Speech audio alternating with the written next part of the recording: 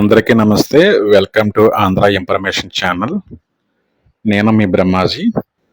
ఈరోజు వీడియో ఏంటంటే, ఆంధ్రప్రదేశ్లో ఏర్పాటు చేసిన ఎన్డీఏ కూటమి ప్రభుత్వం ఎన్నికల ముందు ఇచ్చిన 6 వాగ్దానాలలో ఒకటైన పెన్షన్ పెంపుదల విధానాన్ని వచ్చే నెల జూలై 1కి పెన్షన్దారులకు పింఛన్ పెంచే ఆలోచనలో ప్రభుత్వం ఏర్పాట్లు చేస్తుందంటండి. గత ప్రభుత్వం ఇచ్చిన 3,000తో పాటు ఈ కూటమి ప్రభుత్వం వాగ్దానం చేసినట్టుగానే ₹1,000 పెంచుతూ మొత్తం పింఛన్దారులకు 4,000 అందజేసే ఆలోచనలో ప్రభుత్వం ఏర్పాటు చేస్తుందంటండి. అదేవిధంగా ఈ 4,000తో పాటు గడిచిన 3 నెలలకు గాను, అంటే ఏప్రిల్, మే, జూన్ నెలకు సంబంధించిన ₹1,000 అనేది ఈ 4,000తో పాటు కలిపి ₹7,000 పింఛన్దారులకు అందజేసే ఆలోచనలో ప్రభుత్వం ఏర్పాట్లు చేస్తుందంటండి.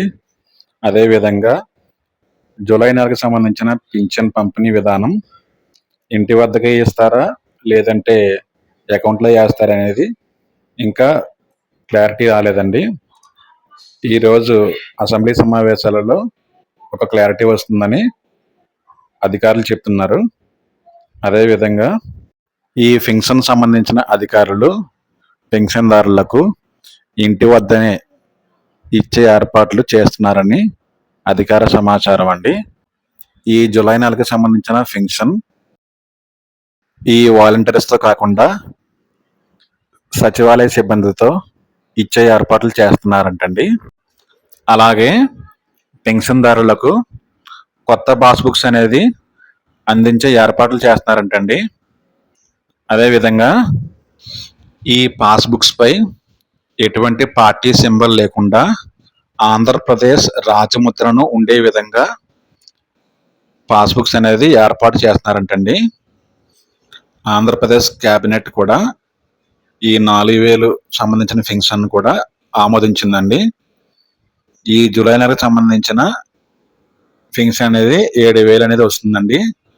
ఆగస్ట్ 1 నుంచి యథావిధిగా 4,000 పెన్షన్ అనేది తీసుకుంటారండి. ఇదేనండి ఇంతవరకు పెన్షన్ సంబంధించిన సమాచారం.